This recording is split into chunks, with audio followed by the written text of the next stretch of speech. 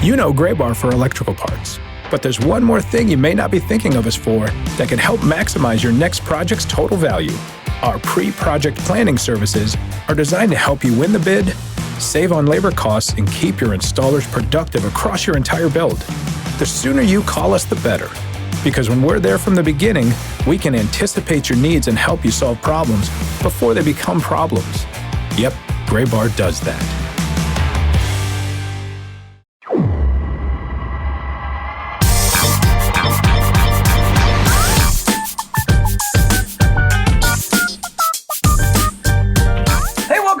Episode of the Show Before the Show podcast, the official podcast of minor league baseball, coming to you from a minor league city this week, which is very exciting for me, at least. A guy who is coming to us from the most major league of cities is Benjamin Hill, who is in New York City, once home to 3 major league clubs.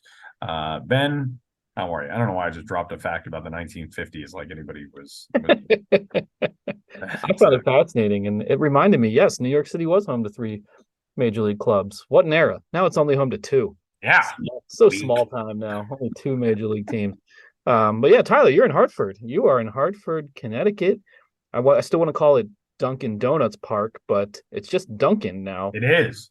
Which is tied in with the rebranding of that corporation. They took the donuts out of Dunkin' Donuts. Yeah, I don't like that. That feels very which, you know, you got to go after your target market.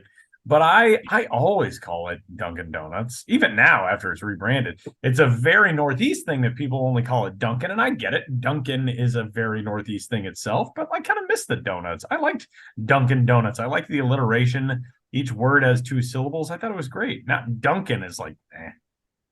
Yeah, like Duncan, like just some guy's name. Yeah, exactly. Like, oh, this is Kyle Duncan. You know, like it would be Kyle. It would be Kyle. No offense to all the Kyles out there, or let alone the Kyle Duncan. If your name is Kyle Duncan and you are listening to this, please get in touch. Podcast at MLB.com. Let us know. We're going to get emails from a bunch of furious Kyle Duncans. But yeah, I am in Hartford, Connecticut, home of the Hartford Yard Goats for tomorrow's Home Run Derby X. It'll be the very first Home Run Derby X hosted in the continental borders of the United States, actually within any borders of the United States, protectorates, states outside of the contiguous United States. Home Run Derby X, we, of course, did in June ahead of the Cubs-Cardinals series in London. We've got one here in Hartford this weekend. We've got one 2 weeks from now in Fredericksburg, Virginia. I think tickets are still available for that one. But you can come out and watch some former big leaguers and some baseball and softball stars from around the country and around the globe smash dingers in Hartford and Fredericksburg. And pretty excited, man. It's been a while since I've been to what was then known as Dunkin' Donuts Park.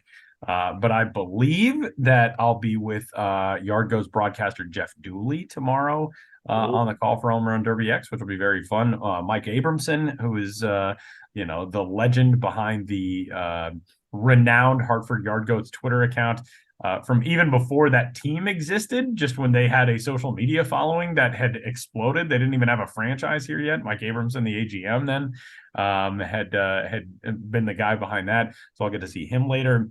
It's really one of the crown franchises of minor league baseball, and they get to host the very first Home Run Derby X. So that's what I'm doing here, which is very cool. It's been a while since I've been here at this beautiful AA ballpark. But we're excited for this week's episode of the Show Before the Show. We got a lot coming up for you. You can get in touch with us. Podcast at MILB.com as noted. And we've got a lot of fun stuff coming up, but we first have to note to you that Samuel C. Dykstra gets his very own segment this week because we're in the middle of the top 100 prospect re-ranks. So Sam will join us coming up in a couple of segments to talk about the new top 100 list. So it's just me and Ben. You get to kick things off with me and Ben for the first 2 segments this week.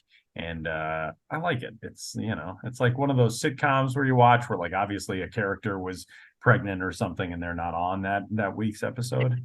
Sam is pregnant, giving birth to the new top 100 this week, so he's not on for these first 2 segments. He is, and yet we are the ones who are expecting to read his wonderful output. I'll tell you what, Sam Dykstra, Samuel C. Dykstra, he sits directly behind me here in the office, and I don't know if he'd want me to disseminate this, but his desk just looks like the desk of a madman, especially around re-ranking times. He has these big white, big notebooks, white paper, but they're like double sized, and he writes in really big letters and I like can believe that. incomprehensible, and they're just scribbled all over. It's like he's like Einstein or Stephen Hawking or somebody Or the trying Joker. to, or the Joker, yeah, a little more darkly. And and he almost always has headphones on, and I always feel shy about interrupting him because I'm like, oh, his work is so serious and he's so deep in his complex equations. But that guy works. He's getting it done. He does. He does certainly get it done. All right, Ben. Well, we last week when we caught up with you, you were in Binghamton, New York, trying feverishly to uncover the reason behind Beethoven Street and the name behind it. Yeah, which I did not find, but I did in my admittedly not very in-depth research attempts. I did look it up a little bit, and I did find that Beethoven Street has a Beat Beethoven 5K annually, where you try to run a 5K in less than the time it takes for them to play Beethoven's Fifth Symphony, which I believe is something like 32 minutes. That's a great idea, especially the fact that it is the Fifth Symphony for the 5K. That's a really clever idea. Yeah, and it looked like there was other ones around. So I don't even know if the idea originated in Binghamton and Beethoven Street, because my Googling found other beat Beethoven 5Ks elsewhere in the country, but Binghamton, New York, on Beethoven Street has had one right around there in Recreation Park, where I did talk to you guys last week, near a gazebo and carousel used in the Twilight Zone. Which was Now also I'm just very in a cool. little phone room in an office, and it's just not nearly as compelling. But we just take what life gives us. Not the same level of charm. But you talked to us last week, right before you were getting on the road to Scranton, Wilkes-Barre, or Wilkesboro, as some people say. And you got a chance to spend some time with the Rail Riders. Give us a lowdown. What was that trip? Not your first trip there, obviously, but a place where they have had one of the best stories, I would say, of making ballpark renovations work. They spent an entire season playing away from that stadium in not even in Scranton, Wilkes-Barre, but in Moosic, PA, correct? Yeah, As they did technically in Moosic. massive renovation. They essentially built basically an entirely new ballpark, while that team, which I believe back then was still known as They were the Yankees at that time. Okay. Yeah.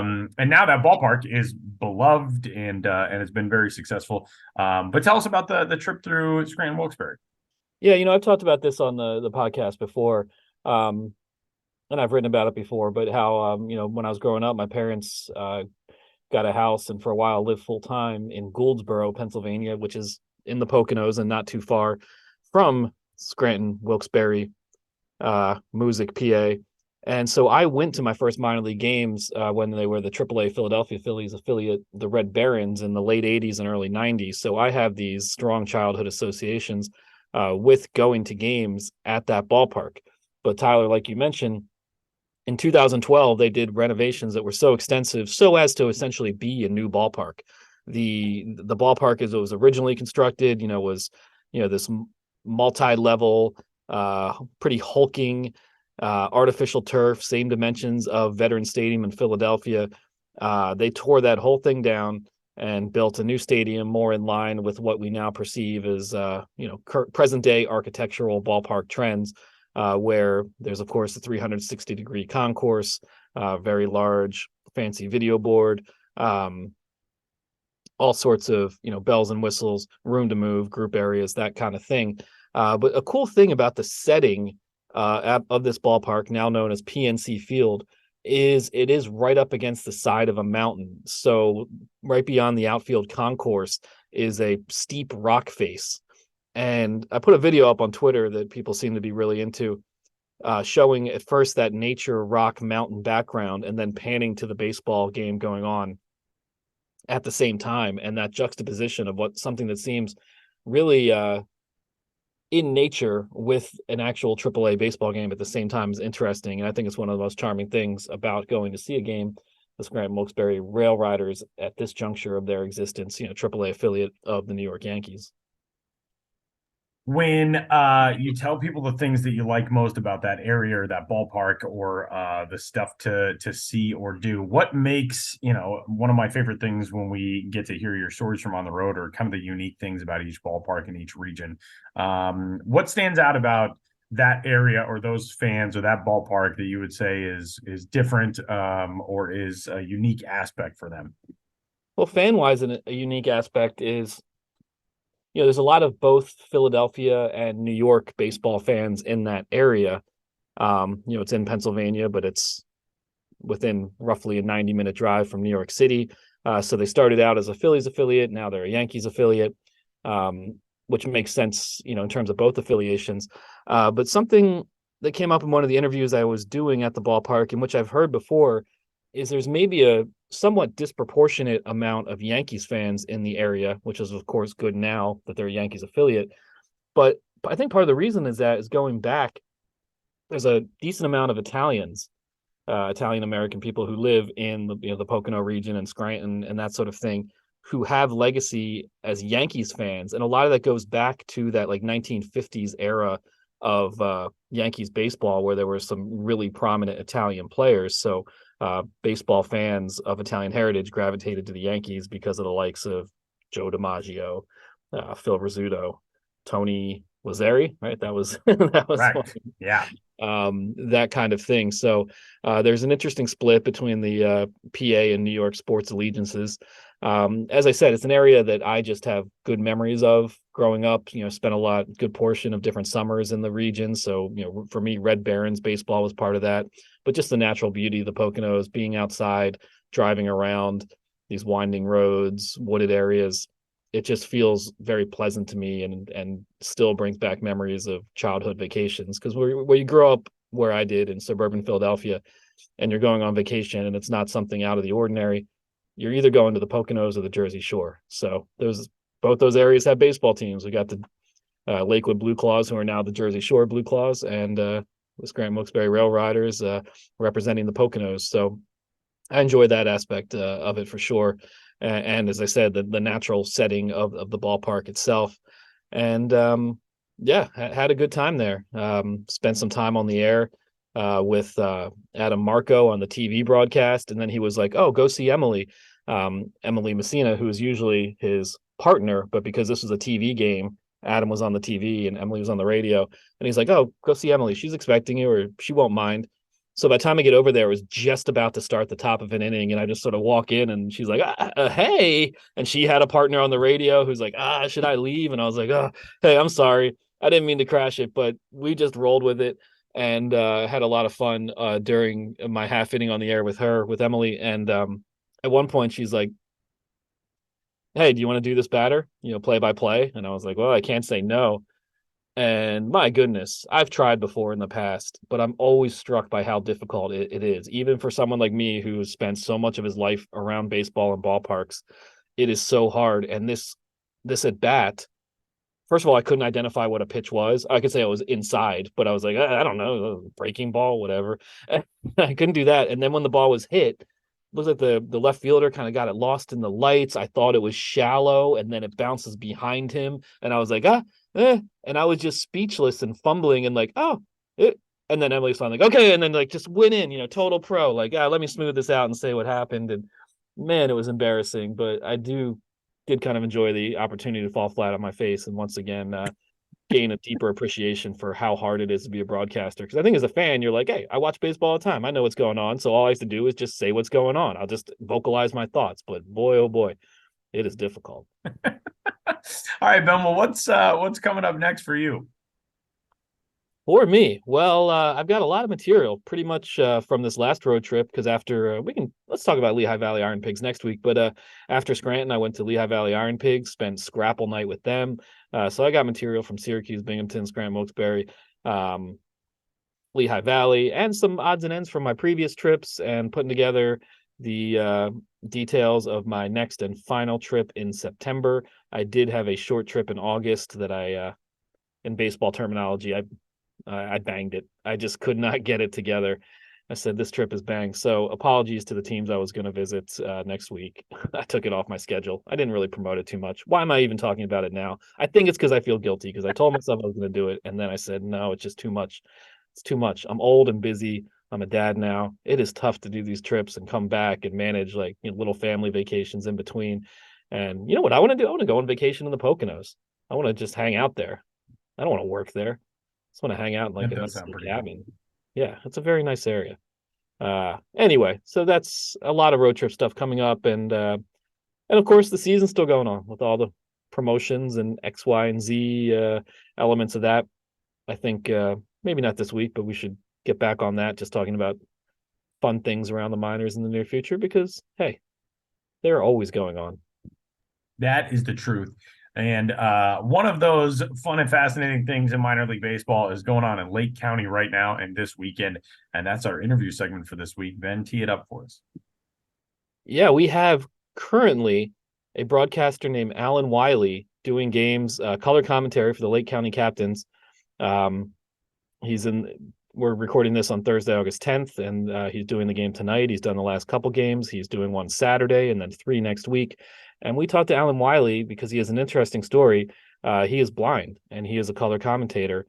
And the Lake County Captains have had him on the broadcast and will continue to have him on. And we wanted to get his story. So we talked to Allan Wylie, the broadcaster, as well as the Captains broadcasting director, Cole Liggett, to talk about how this partnership came about and to talk to Allan about what has led him to this line of work, how he goes about it, and what he hopes for in the future.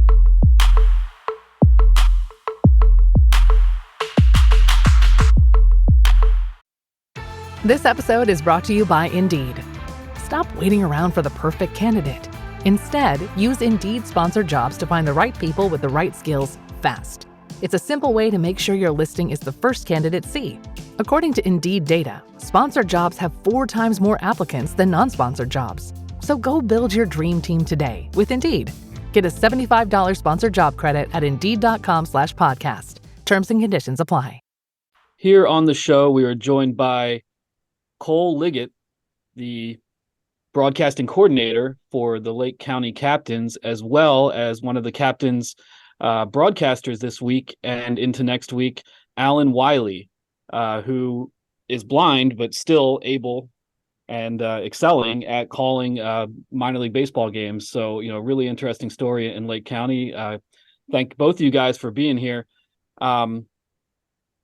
Allan, let's start with you. How long have you been broadcasting in some capacity? I know you've done work with the Cleveland Charge and local high school, but how did you get into this field or first realize you wanted to be involved and then start pursuing it? Yeah, thanks for having me. So sports have been a big part of my life since I was about 2. I would be listening to Cleveland Indians, now Guardians games with Tom Hamilton calling the games.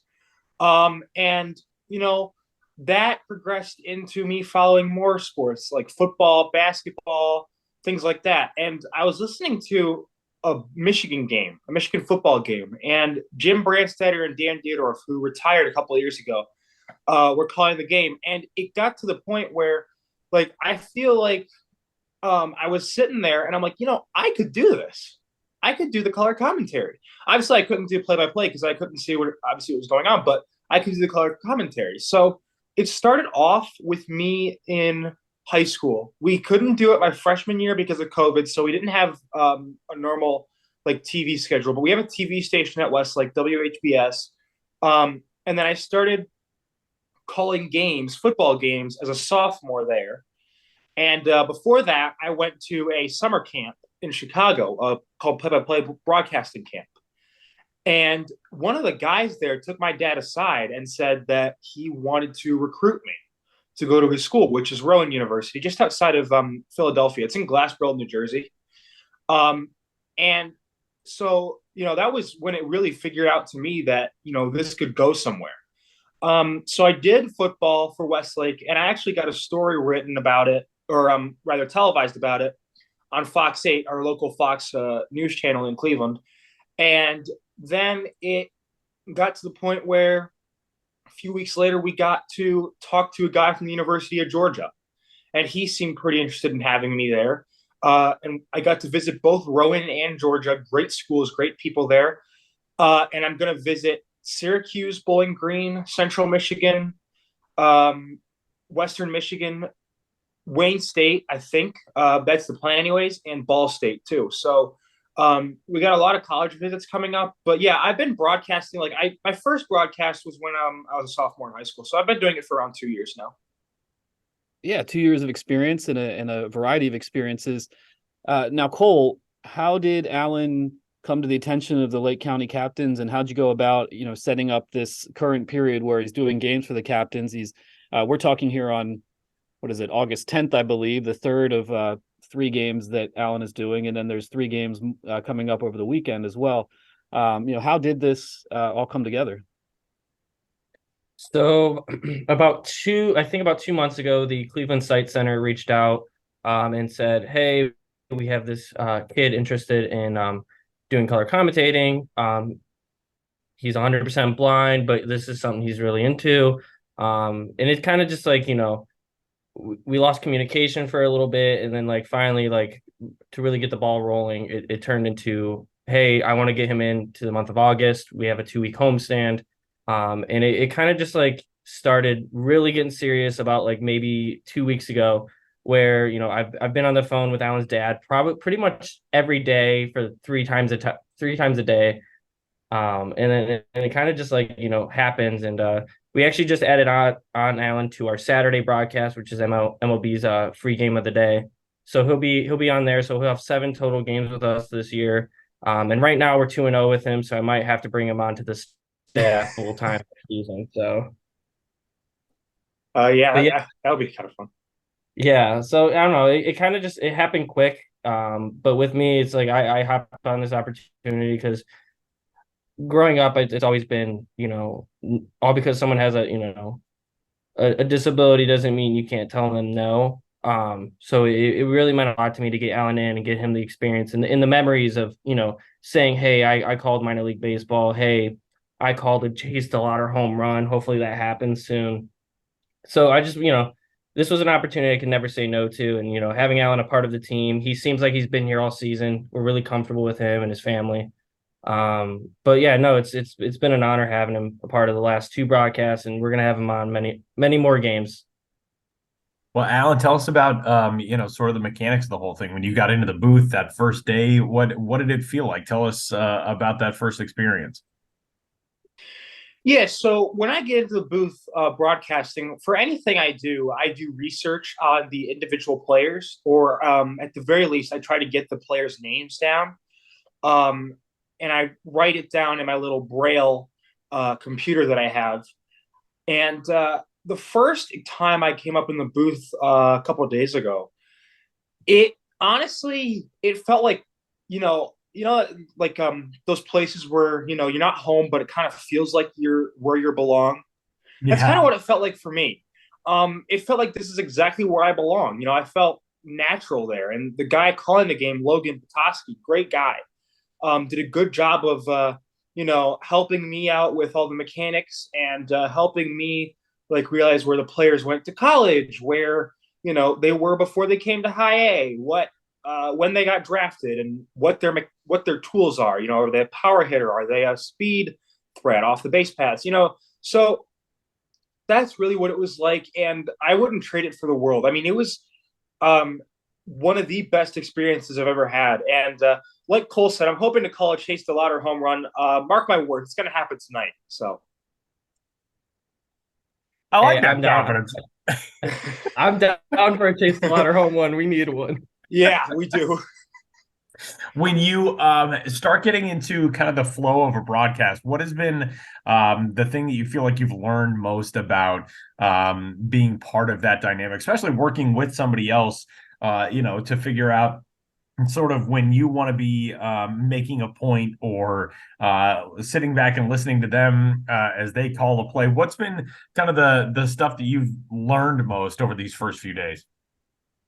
That one of the things I've learned most is actually, to keep the viewers engaged, no matter if it's 1-0 or 20-0. You got to keep the viewers engaged. And How you can do that is you can kind of start little sidebar conversations. For example, if a player went to Wake Forest, you could talk about their baseball team the year that they were there, how good they were, how far they made it in the NCAA tournament, or the conference realignment is a big thing now. And if they went to a school like Washington or Oregon, you could talk about how they're joining the Big Ten and how that's going to impact their baseball. So, I mean, it's really something that I'll be honest, I'm still learning how to do. I have a good grip on it, I think, but I'm still learning more. I mean, I never stop learning when I'm in the booth. So, but I love to, just keep the viewers engaged, because I think about it. How would I want somebody to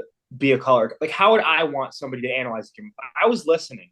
How would I want somebody to do that? And so I try to translate that on how the perfect color commentator would be into the words I say, how I say them, and like what conversations I have. Man, that is all extremely good. Cole, from the standpoint of being somebody who's getting a chance to work with Allan, for young broadcasters, there's a lot of really good stuff to take away from that, like trying to make a game entertaining, whether it's 1-0 or 20-0. Those sorts of little maxims that you need to carry with you as a broadcaster. What's it been like for you working with Allan and being around him and seeing the way he goes about his work, and being able to sort of learn something from that? What have you taken away? What I've taken away is pretty much like it's kind of mind blowing, because like I'll sit back, like I call the shots for the broadcast, but most of the time I'll kind of sit back and watch them kind of like do their own thing, and I have my guys kind of press the buttons for me. But I'll sit back, I'll watch Allan do his thing, and it's kind of mind blowing because he can't see any notes, he can't see what exactly is going on, but he will remember a stat from the first inning, and it kind of mind blows me, because it would be like the top of the eighth, and I'm like, how does he remember that? Like his brain is like a notebook, and it's kind of mind blowing for me that he's capable of doing all this. And it's been an honor to work with him, and and his dad, and to kind of make this broadcast go up another level. We never usually have a color commentator, so it kind of has helped our broadcast. It's really helped Logan, so he doesn't have to talk to himself all the time. And I mean, Allan's been absolutely killing it lately. We're 2-0 on that, and I keep emphasizing that. But it's been fun. It's been a blast to work with Logan and Allan and everyone, just kind of making this team so much better. So. Yeah, so Cole, I called you the broadcast coordinator. I think your official title is director of broadcast or broadcast director. It changes on the daily. They call me Big Dog in the room, but my main title, the business title, is director of broadcast. Yes. All right, so you're calling the shots for the overall broadcast, but you've mentioned Logan. That is the play-by-play announcer. That's Logan Petoskey, I believe. Logan Potowski, yeah, he just graduated college from John Carroll. He'll talk your ear off about it. So, yeah. Allan, what has it been like working with Logan? And in your experience so far, what is the process of kind of establishing a rapport and a rhythm with your partner in the booth? So what it's been like working with Logan, it's been really amazing. He's a guy that graduated college, that has been experienced more broadcasting than I have.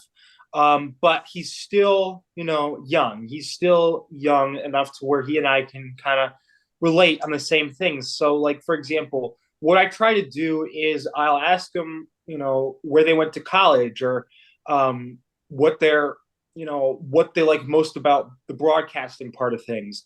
And I really try to get to know them personally. So when we're calling the game, it's more like a really fun conversation between the two of us. Excellent. So yeah, it's working out so far, and you're developing that rapport. And then thinking big picture, you've got some experience under your belt now. Tonight's game, and then I believe 4 more games, with the Captains. But where do you want to? That'll look great on your resume. But where do you want to take this from here as your career progresses? So I'd like to go to college and major in broadcasting or sports communications. When I graduate college, I would either like to do color commentating and or a sports talk radio show. Because like color commentating and talk radio are the things that I feel are my strengths and are something that I can relate to and just really have fun with. We've done like little mock radio shows at the summer camp I was at, so I feel kind of more prepared to do it now, and I know what a lot of it goes into it. So that's what I want to do with the career that I have right now.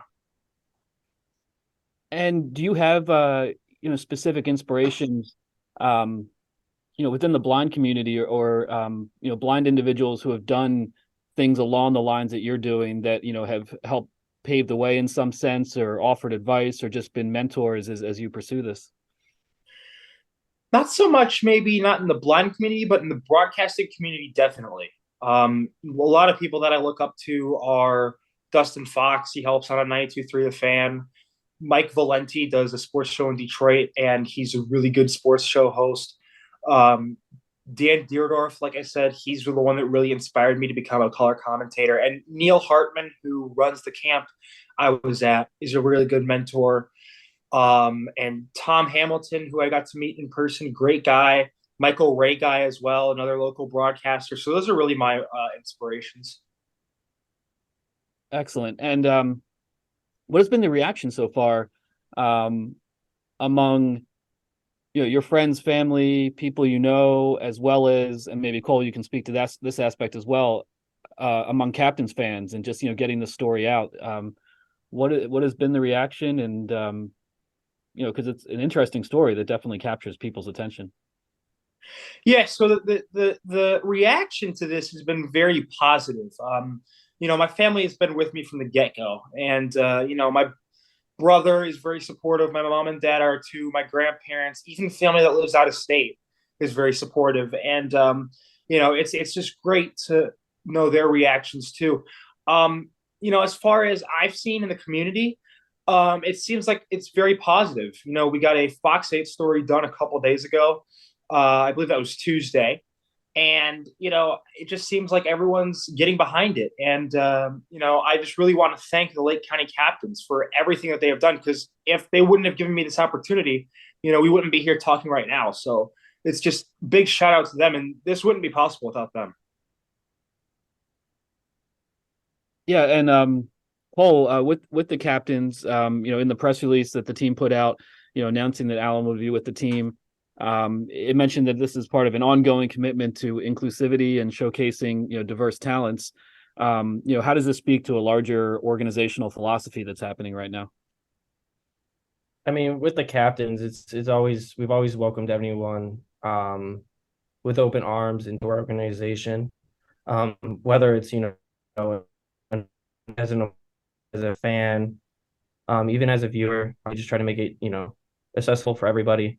We're currently trying to work on this is in the works. This is, I don't know if I'm clear to even say this, but we're working on a Braille night where we're going to, have Braille throughout the whole ballpark. And, even there's been talks about, making a Braille, like, scorecards and all that, like make it more inclusive to not only the blind, but people with other disabilities to really welcome them into Classic Auto Group Park and welcome them into our family. Because Lake County Captains, like our fan base is one big family. We're high A baseball, so I see the same people every day. No matter, they could be rainy outside and the same people show up. So our fan base is one big family, and we just we want to welcome anyone into the family, as I've been saying. And with that, it's we're still in the works of making our ballpark more accessible. Get it more wheelchair friendly, get it to the point where they can never not come to the game because it's not accessible for them, but rather than get them to the game so they can enjoy a good night of baseball. Well, Allan Wylie will be in the booth. You mentioned that the Saturday broadcast has been added, correct? That's August 12th.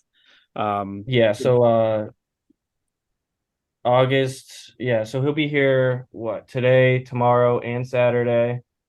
Saturday is MLB free game, so you can tune in on the MLB app, or Bally Live, and it'll be totally free. First pitch is at 7 o'clock.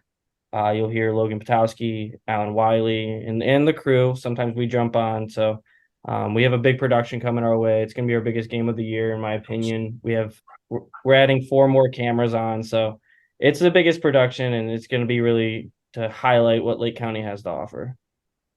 Well, that's awesome. That's this Saturday. Tune in. I think all minor league baseball fans, if you get an opportunity, tune into the Captains game on Saturday, August 12th, and then also August 15th through the 17th for 3 games against the Peoria Chiefs as well.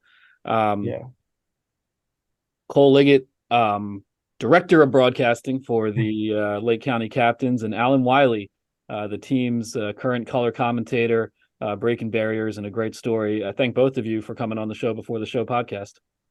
Thank you, guys. Thank you this has been a really good opportunity. And, I love to get the story of somebody with disabilities out there, because I want to prove to people that, sure, you may have disabilities, and yes, you may have to do some things that are really hard work, but you can do it. And if you put your mind to it, you can and will succeed. Well said. And you're setting that example, in real time with the Captains right now, and it's great to see. So, wish you continued success, and looking forward to hearing the games coming up this weekend and next week.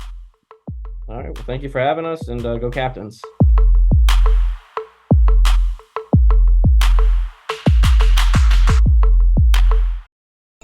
This episode is brought to you by Stouffer's. Here comes 3-time juggling champion Natalia Rogers. She's juggling law school, her TA job. Oh, narrowly catches the laundry. What's that 4th ball? Parents unexpectedly showed up at dinner time? Is that too much for Natalia? Not with Stouffer's Chicken Alfredo and its mouth-watering mix of Asiago, Romano, and Parmesan.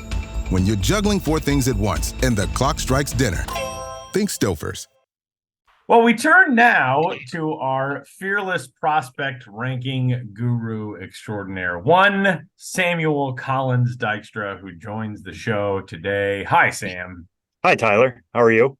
I'm grand. We were gonna do something. We're trying to figure out in what order we should record this, and Sam said, "Well, I can't stick around here all day. So excuse me, Sam, that we're cutting into your precious time of your quote unquote work day when you're doing quote unquote work."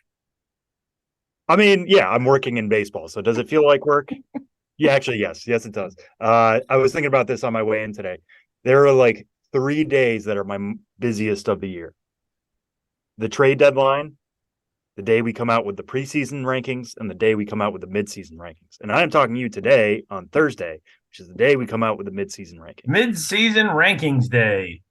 Yeah, which is when we add the draft picks to our top 30s. We revamp all the top 30s. We revamp the top 100. We revamp the top 10 positional lists.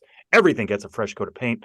Everything gets a fresh set of additions. This is not just slightly moving around, guys. This is like taking everything down, putting it back together.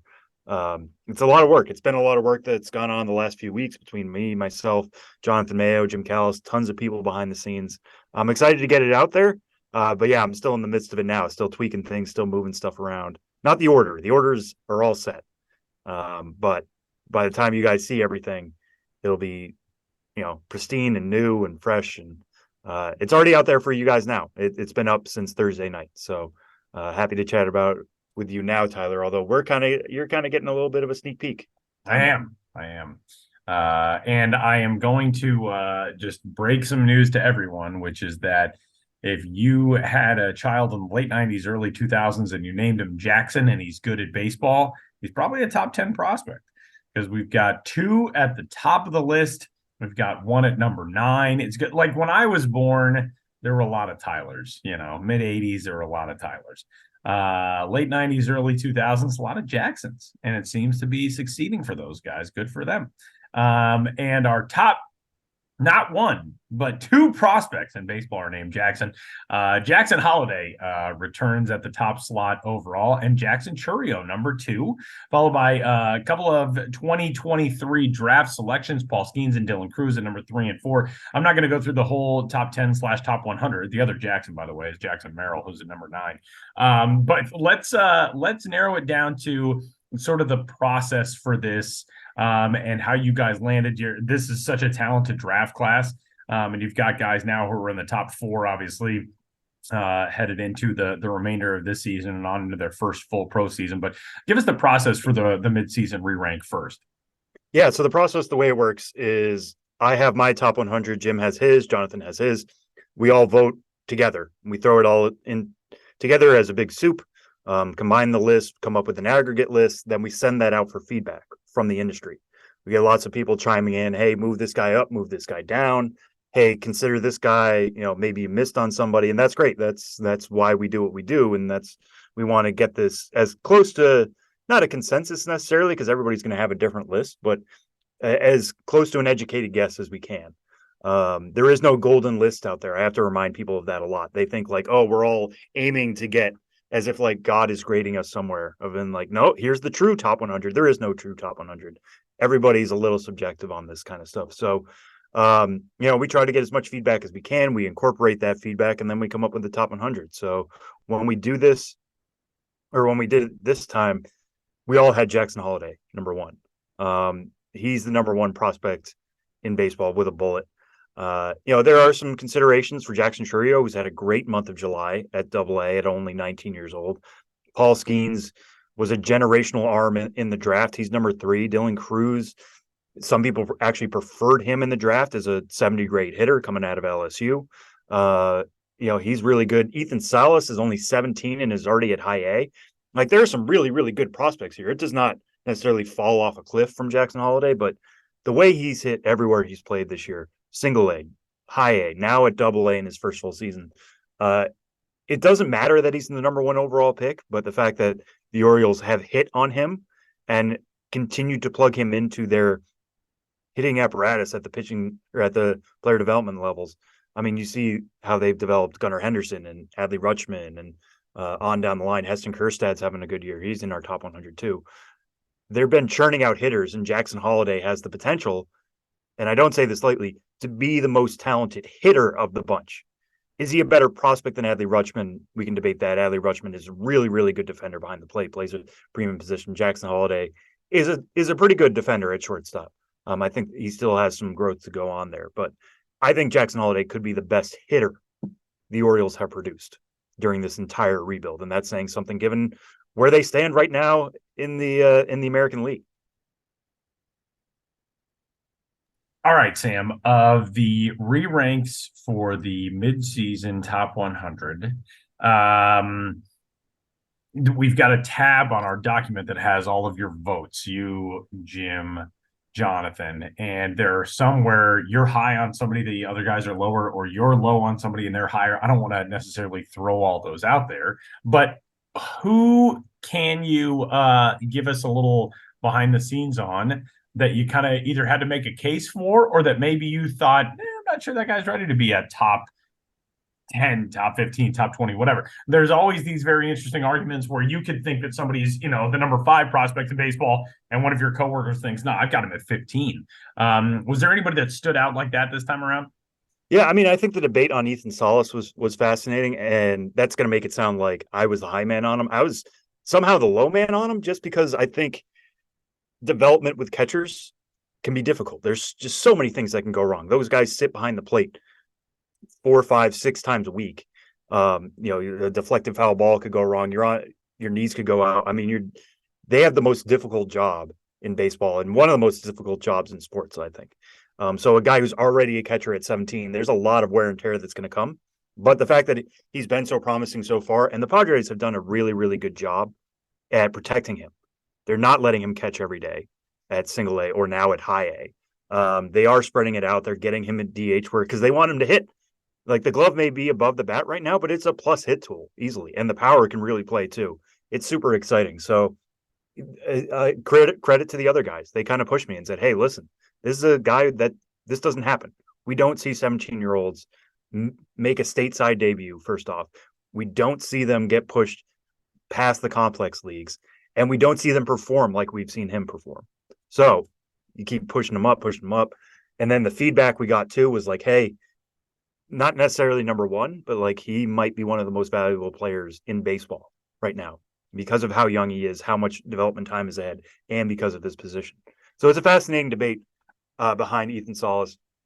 Another one I'll throw out is Red Sox outfielder Roman Anthony. Such a difficult guy to rank because you look at what he was doing at Single A, it wasn't good on the surface. He had some rough numbers at Single A coming into this year. It's his first full season, but the underlying numbers were really good. He was making really good swing decisions. He was hitting the ball hard. It was just a lot of bad batted ball luck, essentially. And the Red Sox promoted him at a time where his slash line was not up to league average at Single A. Now you're looking at what he's doing at High A. He's hitting for really good power. He's hitting the ball over the wall the opposite way. The Green Monster that they have there in Greenville, the power is playing. Like, if those swing decisions continue and he's hitting for that power, he could go up even higher than we have him, which is in the top 40. He is striking out more at High A than you would like, and I think that's why we put on the brakes a little bit more. But he's definitely somebody to watch and somebody who I could easily see jumping into our maybe even top 20 by the time we do our next rank, which will be obviously in the preseason for 2024. Not that we want to point out anybody's shortcomings this year, but were there any fallers? I mean, anybody who came down the rankings in a way that was somewhat unexpected, or and it could be inconsistency related, or a promotion that hasn't sat well, or whatever it is. But is there anybody that you think is sort of on notice of kind of falling out of that premier prospect community that you had some higher hopes for earlier in the year? Yeah, I mean, one that immediately jumps to mind, and this is because I do the Mets list, is Kevin Parada. Who's a really good catching prospect coming out of the draft, maybe the best or one of the best in last year's draft. Some scouts had him as a plus hit tool and plus power. And he got sent to High A Brooklyn. Brooklyn is a very difficult place to hit. I totally understand that. But you look at some of the underlying data, it might be closer to an average hit tool now. The power is still there. I know it's tough to judge how a guy's hitting in that league. But we also had kind of hopes that he could be maybe an average catcher in time, and that hasn't quite worked. The Mets, I think, are pleased with how he's progressing behind the plate, but he's not looking like a potential sure thing catcher. And so if we're already questioning the hit tool a little bit more than we did coming into the year, and now we're questioning the defense, he dropped pretty significantly.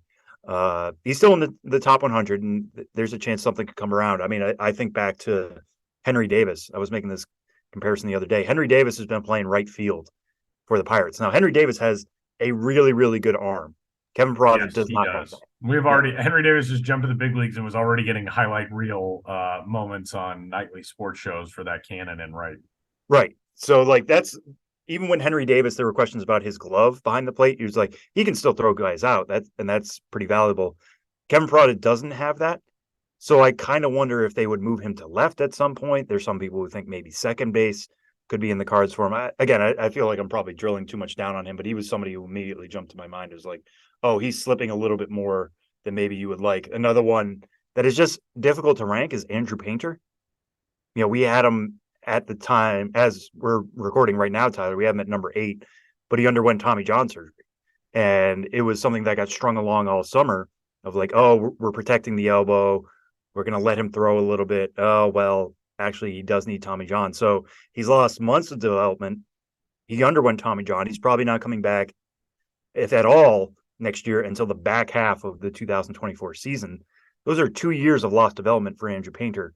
Now, he was the best pitching prospect in the minors before the injury. Like, coming into the year, there was talk, I'm sure you remember, in the spring. Andrew Painter, opening day roster. He could be on the roster. Yeah. Right. So we still like him a lot, but it's difficult to project him where he's going to be after Tommy John. Like, Tommy John has a lot of success stories now, but he doesn't make it as big a drop as Kevin Parada, but he does drop a few spots. And this is something we talked about on this list of, it's very pitching light. Now, you look at the minor leagues, it's tough to find really great pitching, which makes somebody like Paul Skeens stand out all the more. He's actually making his FCL debut today. So we have barely seen him pitch in the minor leagues. And hopefully the Pirates find a route to protect him and allow him to still hit 102 and throw that killer slider. But, with injuries piling up and stuff getting a little less crisp as guys prioritize throwing for velocity. It's tougher to find pitching these days. All right, Samuel. As far as the relaxation moment for you guys once you get the top 100 out there, you probably always have in the back of your mind the thought of, all right, what's this going to look like at the end of the season? If you had a couple of guys that you wanted people to keep an eye on that could make a big jump toward the end of 2023 and on into 2024, what would that entail? Who would those guys be, and why do you think by the end of this season, beginning of next season, there's obviously not a ton of time right now to really make some huge leap, but you can see a late season promotion, a guy excels at a level that he hasn't played yet this season, and all of a sudden you think, all right, maybe that dude's more ready than I thought he was to be climbing these rankings. Is there anybody who you think by the start of 2024 in that list could be a little bit more in the discussion of somebody to really keep an eye on and circle going into next year? Yeah, I'll give you one arm and one bat. Somebody who didn't make the top 100, but could very well soon, because as people know, we keep these lists updated as graduations happen, is Xavier Isaac, Tampa Bay Rays first baseman. The Rays pretty much shocked the industry by taking Isaac with their first round pick a year ago. He's a first base only guy. He really needs to work on his defensive first base, but they believed enough in the slugging ability, and it's really come through in his first full season. He's been about 40% better than the average Carolina League hitter in single A. So the fact that the bat is already playing this well, he slimmed down a little bit got himself to be a little bit more athletic. That's something they're really working on with him. Talking to the Rays, they're like, hey, listen, we know we have a big three, especially after the trade of trading Kyle Manzardo to the Cleveland Guardians. We know the big three is Junior Caminero, Curtis Mead, and Carson Williams. We think Xavier Isaac's right there. And then you dig into the data and it's like, yeah, he is right there.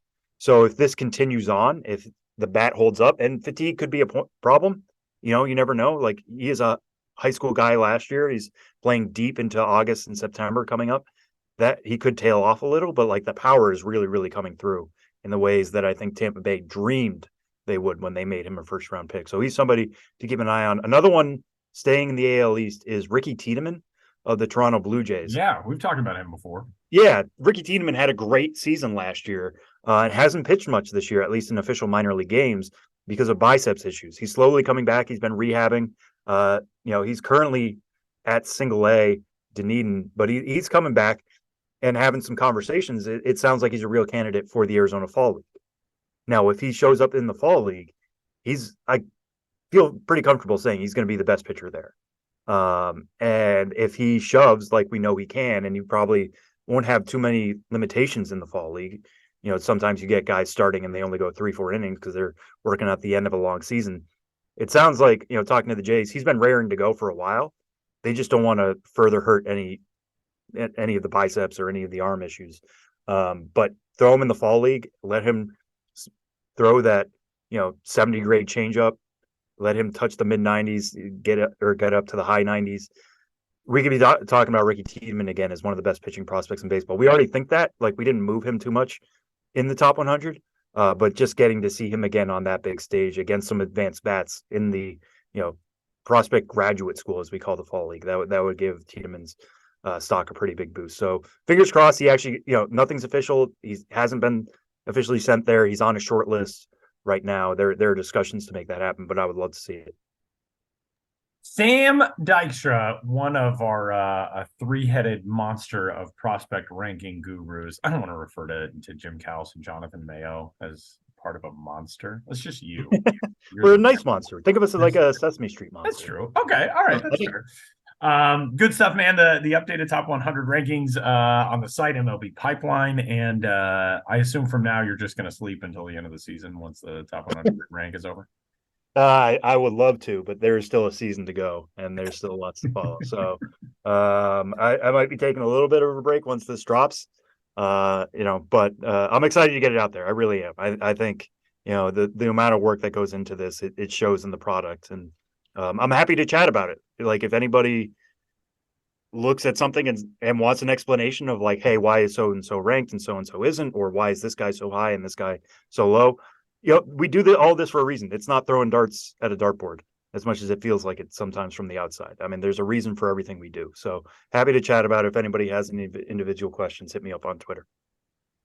All right, Sam. Enjoy the come down from the release of the new Top 100. We'll catch you next week, buddy. Yeah, I'll talk to you soon, Tyler.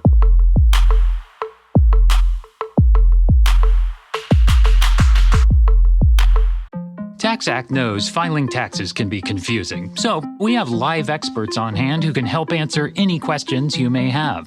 Questions like, can I claim my SUV as my home office if I answer work emails in my car? If I adopted 12 dogs this year, can I list them as dependents? And, am I doing this right or am I doing this very, very wrong? Our experts have the answers to those questions and many others. TaxAct. Let's get them over with. Well, obviously no ghosts of the minors for this week. Josh Jackson taking a week away from his ghostly duties.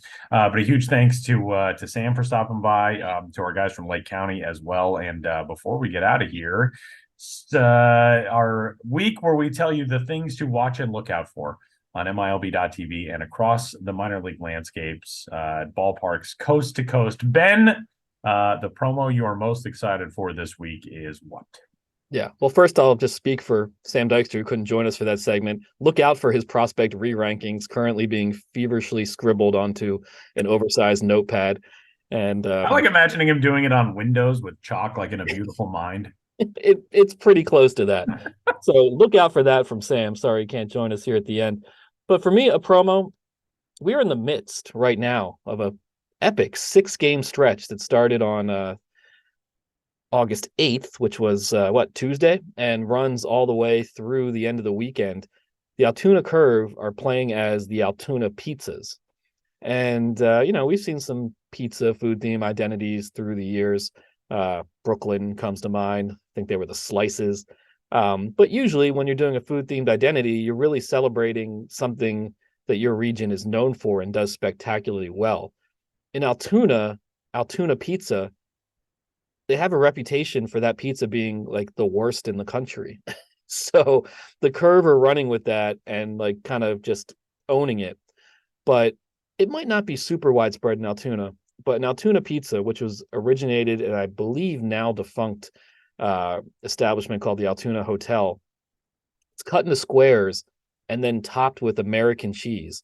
So it's just like yellow, big clump of American cheese on top of this square piece of bread.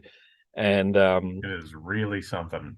I remember it went viral a couple of years ago. Somebody had posted a picture of getting a piece of Altoona pizza somewhere in Altoona, and it went viral.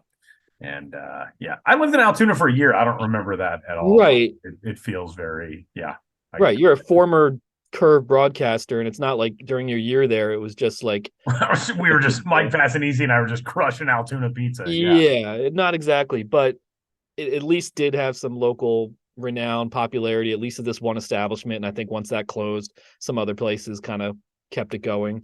So it's definitely a niche thing, but I like that the Curve are just being like, hey, you want to get online and talk trash about our pizza?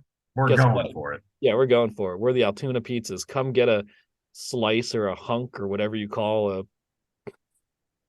slab. A slab. That's the word. Come get a slab and watch us play as the Altoona Pizzas.